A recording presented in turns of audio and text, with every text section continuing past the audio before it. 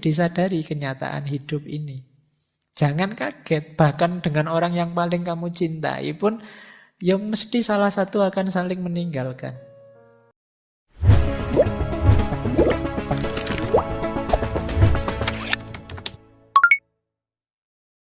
Masih seperti pola tadi ya, ayo kita sadari kenyataan hidup.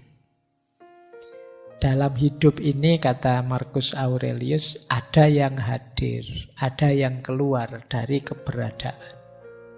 Beberapa dari apa yang pernah ada sekarang sudah hilang. Perubahan dan perubahan terus-menerus mengubah dunia. Seperti perkembangan waktu yang tak henti-hentinya mengubah keabadian. Jadi ini, ayo kita sadari hidup ini memang berubah. Ada yang datang, ada yang pergi. Yang sudah datang besok bisa berubah, yang kemudian berubah besok bisa pergi, dan lain sebagainya. Itulah hidup. Kan banyak momen ketika orang terus putus cinta, patah hati itu mengungkit-ungkit, dulu kamu lihat apa, sekarang lihat apa. Kamu kok berubah, tidak seperti dulu. Nah, jawabannya apa? Loh, hidup memang berubah. Tidak ada yang tidak berubah. Selalu ada perubahan. Jadi longgarkanlah hatimu kok tiba-tiba menerima pasanganmu berubah. Ya memang di antara pola hidup tadi ada perubahan.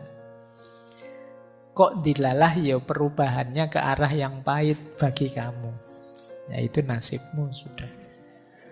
Jadi, tapi dari aspek perubahan yang pasti terjadi, ya kamu harus akui. Hidup ini mesti berubah. Nah, jadi ini untuk meringankan hatimu. Oh iya ya, memang kenapa kok sekarang perasaannya berubah padaku? Ya memang hidup ini hakikatnya perubahan. Jadi, bukan sesuatu yang aneh. Tidak usah kamu pertanyakan. Ya kemungkinan perubahannya ke arah yang tidak bisa kamu kontrol. Sehingga kamu sekarang kecewa. Ini rumus pertama. Kalau teman-teman merasa kaget dengan momen kok tiba-tiba dulu kita bersama, sekarang kita berpisah. Memang hidup ini penuh dengan perubahan. Yang namanya pertemuan pasti ada perpisahan. Sayangnya kebersamaan kita pisahnya cepat. Kan cuma itu saja. Yang lain durasinya panjang. Kalau kita durasinya pendek, akhirnya putus. Sederhananya kan begitu. Jadi kamu lebih longgar hatimu. Tidak harus terlalu membebani perasaanmu. Yang kedua, masih dalam konteks sadari kenyataan hidup. Kalau ini dari Epictetus. Ini menarik ya, filosof Stoik itu. Marcus Aurelius itu kaisar. Kalau Epictetus ini Buddha.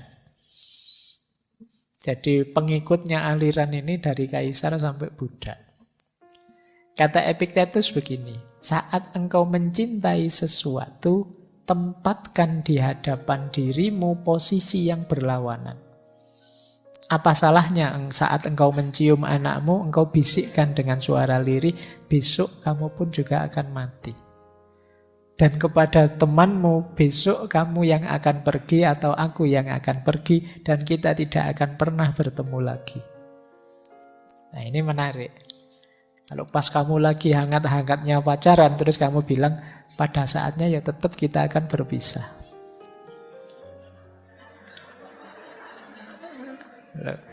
Ini kan sama-sama latihan kuat-kuatan ini. Jadi kita kan selalu kalau sedang begitu kan kita bilangnya kita akan bersama selamanya. Tidak bisa. Mesti kita akan berpisah. Polanya memang sudah begitu. Ada pertemuan, ada perpisahan. Nah, makanya bahkan itu kan contohnya anak-anak sama sahabat. Karena biasanya ini kan paling mengikat kita. Anak itu apalagi. Kalau kita dibilang anak kita besok akan mati, itu kita kan nggak terima rasanya. Tapi ya memang begitu, wong dia manusia. Ini kan persis cerita sufi itu. Suatu ketika ada seorang sufi yang mengunjungi seorang raja. Yang raja ini karena sangat takzim pada sufi ingin belajar. Karena Sufi ini tidak bisa lama, raja itu, wahai Sufi, mbok saya diajari satu saja wawasan. Yang ini bisa bermanfaat untuk saya, untuk kerajaan saya, untuk semua orang. Nah, terus Sufi ini cuma bilang satu kata. Ya sudah, kalau cuma minta satu wawasan saya bisa lah. Saya beritahu ya, ini hakikat yang paling sejati dalam hidupmu, kata Sufi ini. Apa? Besok anakmu pasti mati. Wow, itu rajanya marah. Sufinya dipukuli, kok bisa kamu disuruh memberi wawasan yang bagus malah mengutuk anakku. Kata si Sufi, loh yang mengutuk siapa? Bukankah anakmu besok mesti mati? Wong dia manusia. Apa ada manusia yang tidak mati? Semua manusia mesti mati. Jadi kebenarannya memang begitu. Terus dikritiklah raja ini oleh si Sufi. Tadi kamu minta kebenaran padaku. Saya beritahu kebenaran kok kamu tidak terima. Telingamu kok tidak kuat. Padahal memang kebenarannya memang begitu. Nah, ini cerita ini sebenarnya untuk mengingatkan kita, kadang-kadang kebenaran itu memang pahit. Tapi kenyataannya memang begitu. Makanya tadi saran pertama, ayo siap. Ayo disadari kenyataan hidup ini. Jangan kaget, bahkan dengan orang yang paling kamu cintai pun, ya mesti salah satu akan saling meninggalkan. Ya paling tidak kan nanti salah satu meninggal. Mesti yang satu meninggal terus yang lain sendirian, mesti begitu. Kalau meninggal bareng malah tidak enak. Meninggal bareng itu kalau tidak kecelakaan ya tragedi apa. Mending gantian saja. Jadi momennya mesti pahit itu kalau bersama-sama. Dan saling meninggalkan. Baik, itu kenyataan hidup. Makanya yang kedua ini kalau di Epictetus ya tidak ada salahnya loh kalau kamu sambil misalnya memeluk anakmu atau salaman dengan sahabatmu. Sambil kamu sadari, anakku ini ya manusia, besok pada akhirnya ya meninggal mati. Sahabatku ini akrab sih, tapi pada saatnya ya kita berpisah. Entah aku berangkat duluan atau dia berangkat duluan. Nah ini latihan menguatkan batin kita. Ini versinya orang Stoik. Jadi kalau kalian sudah punya kekasih, ya sambil berdua disadari. Mungkin kalau ada momen berdua, yuk kita sadari bersama bahwa pada saatnya kita akan berpisah. Tidak boleh protes, memang sunnatullahnya begitu.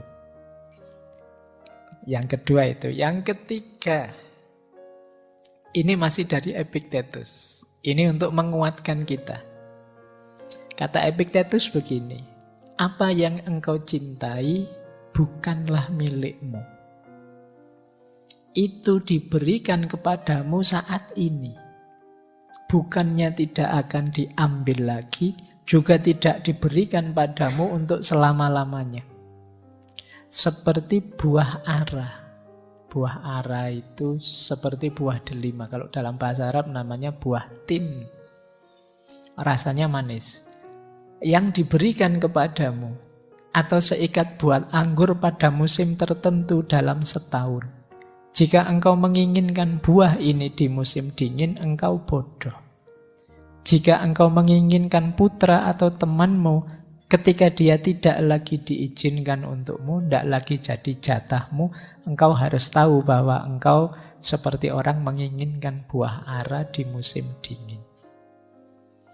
Jadi rasa cinta, orang yang kita cintai, peristiwa mencintai, semuanya hakikatnya adalah pemberian, anugerah. Dan ada durasinya. Jadi ada waktunya. Kalau memang belum waktunya, ya tidak akan muncul. Kalau sudah habis durasinya, ya tidak akan mampu kita mempertahankannya. Jadi baik rasa cinta maupun yang dicintai, maupun peristiwa mencintai itu sendiri, segalanya ada waktunya. Kalau di luar waktunya kok kita inginkan, ya tidak akan nyampe. Ya Allah, dekatkanlah jodohku. Kalau memang sudah dekat, waktunya ketemu, ya akan ketemu. Kan begitu logikanya. Kalau belum waktunya ketemu, ya tidak akan ketemu. Jangan-jangan jodohmu belum lahir misalnya. Kamu minta-minta, kamu berdoa, ya ndak ketemu-ketemu. Kok lama sekali ndak ketemu ya Allah, ya jodohmu belum lahir. Jadi cintamu bukan milikmu. Cinta itu sendiri kan juga pemberian. Termasuk yang sulit kita kontrol, bukan bagian dari kontrol kita, itu cinta. Kita kan tidak bisa merancang, saya harus mencintai dia sajalah, tidak usah mencintai, itu kita tidak bisa. Rasa cinta itu muncul tiba-tiba. Kadang-kadang tidak kita prediksi. Loh, saya itu bareng sama dia sejak semester 1 sampai semester 7. Ketika nggarap skripsi baru ada rasa pada dia. Kok tidak kemarin-kemarin? Ya karena itu anugerah dari Allah. Jadi tidak bisa kita rencanakan, saya pengennya jatuh cinta dengan yang dekat-dekat rumah sajalah biar tidak high cost misalnya. Kan tidak bisa. Gitu loh. Ya jatuhnya pada dia, anugerahnya Allah, hubungannya dengan dia, dengan durasi waktu tertentu pada waktu tertentu. Maka kata Epictetus, ya segalanya ada waktunya. Kok ternyata kita ditakdir berpisah, mungkin memang waktunya sudah habis. Durasinya sudah selesai. Nah, ini untuk menguatkan kita ya. Jadi kalau kamu nanti patah hati, ya jangan-jangan ini durasinya memang sudah selesai. Jadi biar nggak terlalu sedih lagi. Apa-apa itu ada siklus, ada polanya. Makanya sindirannya Epictetus, kalau kita menginginkan buah ara di musim dingin, yo sampai stres pun tidak akan ketemu. Kenapa? Bukan waktunya. Ini nasihat kedua. Nasihat ketiga tadi ya. Yang kedua, kita sadar kenyataan hidup. Yang ketiga ini, kita sadari cinta kita hakikatnya bukan milik kita. Jadi kalau ada yang tanya, Pak, cinta dan ingin memiliki itu apa setara? Ya enggak, karena bahkan cinta itu sendiri ternyata di luar kontrol kita.